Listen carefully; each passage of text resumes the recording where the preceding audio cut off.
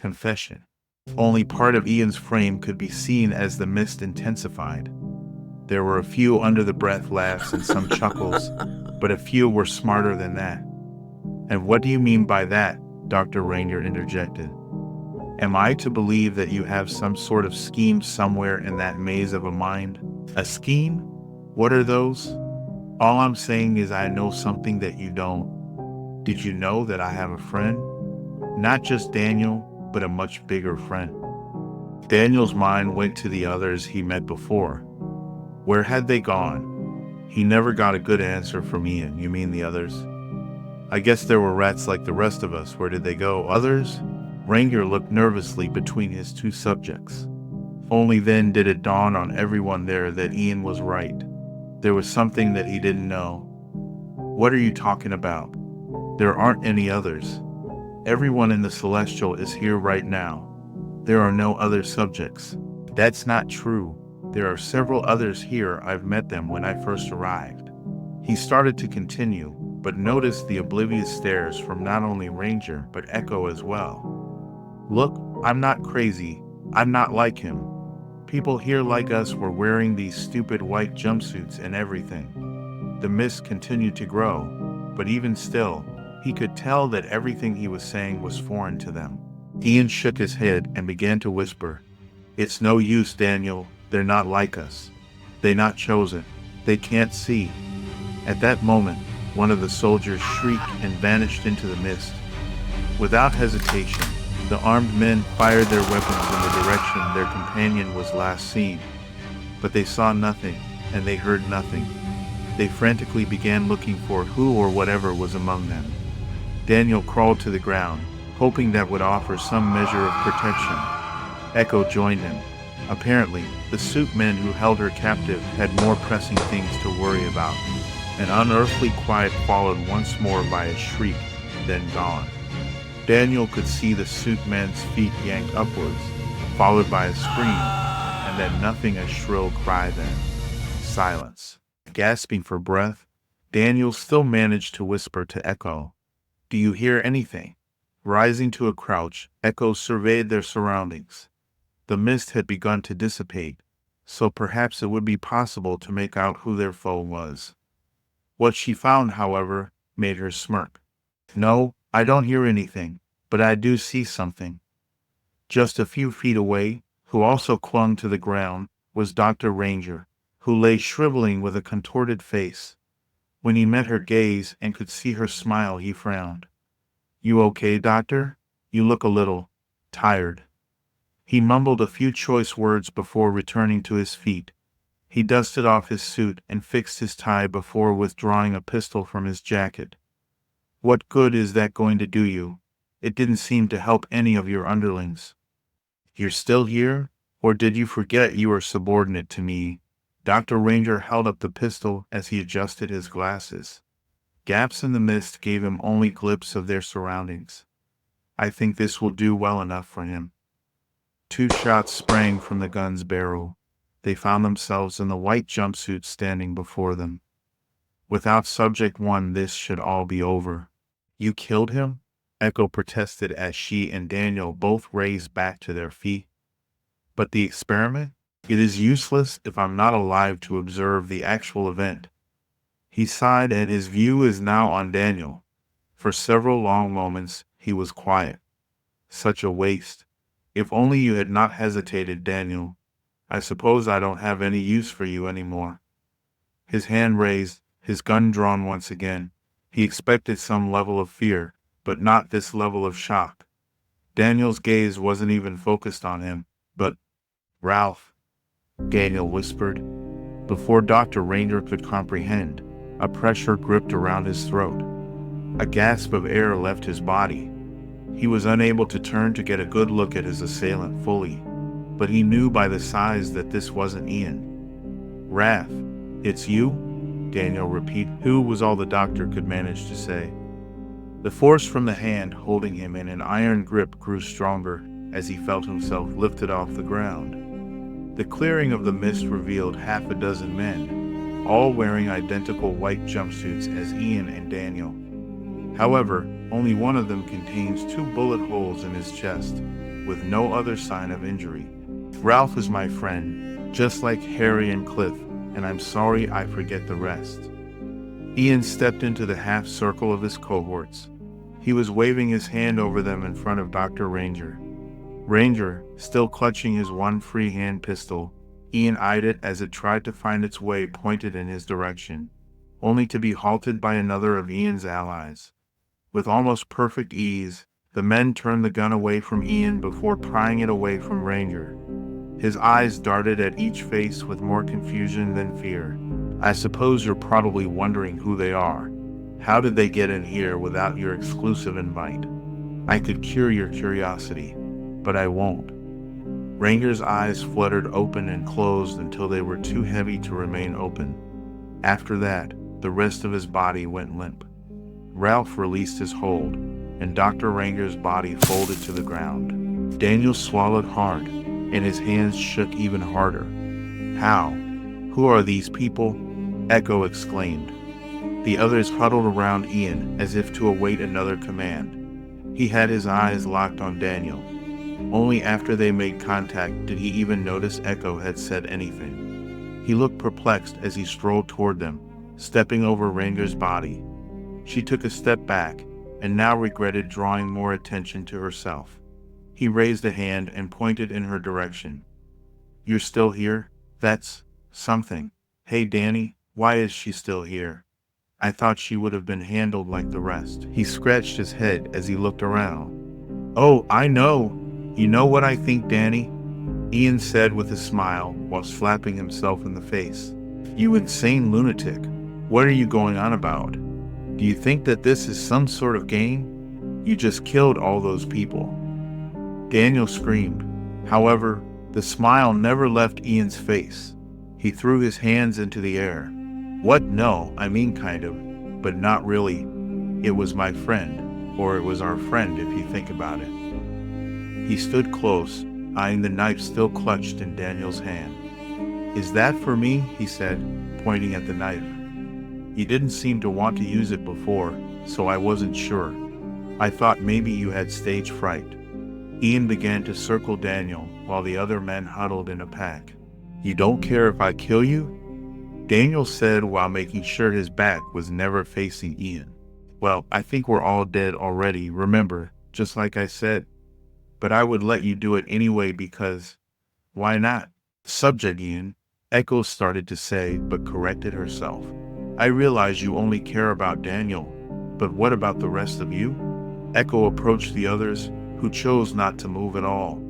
"I may not have had the highest clearance, but I thought I was made aware of all subjects of the doctor's experiments." To her disappointment, the group did not react or give her any indication that they had heard a word she said, let alone that they would answer her questions. "Why won't you respond to me?" When she was ignored again, her body slumped, her eyes shut as she took a deep breath and released. With his back facing her, Ian nodded toward Echo. "Well, look at that. They won't even give her the time of day. Should we put her out of misery, Daniel? I'm starting to feel sorry for her." The impact came across Ian's face so fast that he had no time to react. The world spun around him until the grassy meadows met his plummeting body. His tongue tasted the fresh blood that gathered on his lips.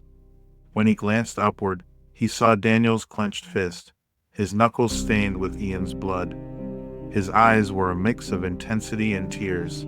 "All you can think about is killing when you're the one who should be put out of his misery." A sharp kick was sent into Ian's abdomen. Was that why you killed her?" No reply. Daniel struck again. This time, it was a blow to Ian's face, then changing to his stomach again and again. "My Jennifer, how could you?" Daniel continued to deliver blow after blow to Ian's body, a mix of kicks and stomps to his head and torso. Daniel could feel a slight crack from Ian's side after one of his kicks. The air was quiet, and a long pause sat between the two men. Ian rose to his feet. Blood stained his face and white clothing. His smile faded, replaced with a sobering stare. When Ian finally spoke, it was almost a whisper. His voice had lost any sort of glee. "I didn't mean to. Kai kill her, I mean. The people at the hospitals never cared for me, always making excuses to get out of the same room as me. But not Nurse Jen, your Jen. She was always kind to me. She would make sure that I had enough to eat, and that I was getting plenty of rest. Such a mom, right? She was there to make sure I took my medication even though I didn't like it. But I always took it. Well, most of the time, until the day they said I had to leave. Had to go back outside. But it was so cold I knew I wouldn't survive. Nurse Jen thought so too. But then I had a plan. I would act like I was going to hurt someone. Not really hurt them, just pretend. Then they couldn't let me go free. They might even let me stay. I thought Jen could help me pretend. I told her about it. I think I did, I'm sure of it. They came to take me, but I grabbed her instead. I grabbed the knife that came with my meal. I held her by her neck. I said, "Get back, or she dies."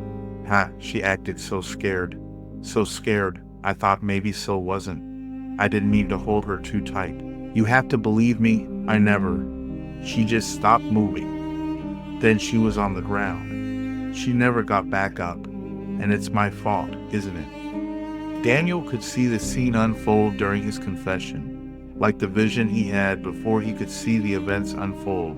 But from Ian's point of view, just as Ian said, Jennifer had talked about the coldness of those who worked with her, and how there was so little compassion for people like this Ian. He could see her sneaking in a little extra dessert with the patient's meals. She was such a light in the dimness. He could see her fear when she knew it was her time, when the one she was trying to save. Back when Dr. Rainger held you captive, you were going to let me kill you because that's what you want, isn't it? Because you feel guilty, don't you? Ian remained still, his gaze aimed at the ground. It was then that Daniel remembered that he still had the knife. Just before he struck Ian, he had turned the knife so that it was facing downward. He brought it up to his face, which got Ian's attention. The entire time I was slugging you, it never occurred to me to use this on you. It would have been easy. You weren't even defending yourself. Then why didn't you? Ian said curiously. Because I finally remembered her, how she lived, how she loved. I didn't have to be there when she died to know that, even at the end, I could see it on her face. She loved you, Ian. I'm not saying I do, but maybe I should. What I do know is that she wouldn't want your life to end this way, so maybe don't let someone take it so easily. Ian's eyes widened entirely and filled with tears. Daniel said what he needed to and started to walk away. You to Danny, Ian said. Daniel paused and nodded in agreement before continuing over to Echo. Is that how you're going to end things? Echo said, nodding to Ian. What else can be said? He then turned his attention to the group of others. Isn't that right? Was that what you needed? One of them spoke. Echo whipped around at Daniel's quick response. What? Now you talk? She said snidely. Daniel eyed the man he had come to know as Ralph. However, this time, he looked at him, really, at all of them. You too, he said while picking a pair out of the group. You were on the train with me, weren't you? Harry, was it? If that is the name you wish to use for me, I would take no offense. Harry was the one he spoke, but all of them seemed to nod in agreement. It then occurred to Daniel that they seemed to all look in the same direction and make the same movements. So, you read not like us, I am what you are in. You've called me several names, the Celestial for some. However, at the camp you call me Purple World. You mean you're not human? None of you? Echo's eyes widened at the Daniel's claim. Human. No, I am not as you are. I am other. You're the Celestial? This entity we're all in? Echo exclaimed. But she again received no response. Why won't you ever answer her? Daniel asked curiously. We can't see her clearly, so she was not chosen. However, we can see through your eyes, the Celestial said. What? But I was? Why? Was it because that Rainger guy brought me here? Daniel exclaimed. No, it was not his will that brought you here, but ours. It was proposed to bring you here? Another one of them spoke. Did they think in a hive mind? Daniel thought. Propose? Daniel couldn't understand what the Celestial was trying to claim. What does that mean? I should weigh in here. One of the others came forward. Daniel recognized him as one of the faces from his first night at camp, and even before that, as one of the two men on the train. He had never spoken before, something Daniel never noticed until now. He was just someone who clung to the background as he came forward. His white clothing, identical to what Ian and Daniel wore, changed to a dark green military uniform with a white collar along his neck. My name is Author, he said. I've been here a while, although I'm not exactly sure for how long. Time in this place is sort of relative here. Author? Daniel repeated the name in his head to see if it meant anything to him. But the only thing he could come up with was that if he was part of the Celestial, he shouldn't have a name. Not unless. Author Schwarz, Echo interrupted. The missing chaplain? Daniel's eyes widened, recalling the story from Echo earlier. Author nodded. Yes, that's true.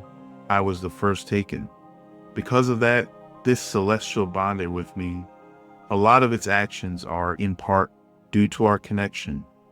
It formed the way it did after looking into my mind and reimagined itself into what I would find most comforting. Daniel remembered how Purple World looked on the outside. It resembled a large cathedral, and Echo concluded as much when telling the story of its origins. So, a big church? Daniel said with a raised eyebrow. I imagine you can't find that too surprising, Author said with a half smile. But that doesn't answer your question, does it? You see, you and Ian are not the only ones who had a connection to Jennifer. While I did report to the military, I also served in the same hospital where Jennifer worked. She was a wonderful soul, and I do not doubt you made her proud today. What? Daniel interrupted. The explanation left Daniel feeling a little speechless. The whole thing seemed far-fetched, with too many coincidences. Say I believe that. How? This will take a lot of work to explain. Author stretched out his hand to Daniel. Please take my hand. It will make explaining things easier. Daniel just looked at the strange man in military clothing. Perhaps he was telling the truth, or maybe this was another ploy by the Celestial. He couldn't be sure either way. He had more than enough to justify declining the request. However, before he could settle on any one of them, he found his hand already raised, meeting Author's. The two made contact, and Daniel could feel the energy flow from Author into him. A warm sensation was felt inside, flowing up his arm until the strange energy enveloped the rest of his body. A moment later, Daniel heard the familiar sound of the bell. Within a moment, the two of them were no longer in the meadows. Instead, they were in the sky, or something that resembled as much. Everywhere Daniel looked were endless blue walls and floors. He wasn't even sure that he was even standing on a floor, only that it looked like the mist from before covered the ground that they stood on. It gave Daniel the feeling that he could fall off endlessly at any time into nothing. Author could see Daniel getting a little anxious about their new surroundings. Placing his other hand over Daniel's, he gave a slight squeeze and a smile to comfort him. You see, this way you can see my thoughts, like you did earlier when you went through the red doors. Daniel nodded, not understanding completely, but enough to signal he was ready for what came next. So where was I? So with me being bonded with this being, one can feel all the connections one has with the outside world, provided that there is an emotional attachment with that individual. I can feel the consciousness of everyone I know. That's how I learned about Jennifer, and through her you. I felt her passing, and I could feel the pain it caused to those she cared about, especially you. Her death felt like a natural disaster. I could see you staring into the busy street, contemplating ending everything. I could feel every step you made to try and end your life. That's when I reached out and stopped you from committing a terrible mistake. As Author spoke those last few words, Daniel remembered something. He recalls standing in front of the busy street doing just as Author said and wanting to end everything. He'd stood on that same street for weeks before finally descending. Enough was enough. When he saw the city bus approaching, he stepped out at the last moment, hoping not to give the driver enough time to stop. It looked like he was going to get his wish, as upon seeing him, the driver blew his horn and attempted to stop, but he was too close. Daniel closed his eyes and waited for the pain to be over with when he swore he heard someone screaming. Multiple people did this when they saw the upcoming collision, but what caught Daniel's attention was that someone had spoken his name. Hearing his name caused Daniel to stand back and avoid the fatal hit instantly. And now Author was telling him that he was the voice that had called out to him. So why does this celestial do what you say? The question grew more and more as Daniel listened to what Author had to say. What was this connection? Surely, this alien entity didn't care about Daniel. Is it your slave or something? Slave? Author frowned. No, it's nothing like that. Yes, it's true. It gave me the ability to reach out to you, but it has its own will. It's more of a partnership, although a pretty unique one to say the least. I know all of this might be hard to believe, but come on, Author said, while stretching out his arms and indicating their surroundings. Look where we are.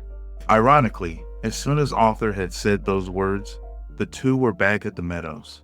Echo, Ian, and the rest all appeared to be in the same positions as when they left, which led Daniel to believe that the two of them may not have actually gone anywhere. He was no longer in physical contact with Author, so perhaps the whole thing happened in their minds. Okay, so now what? Did I pass some test or? Daniel asked, feeling drained about everything that happened that day.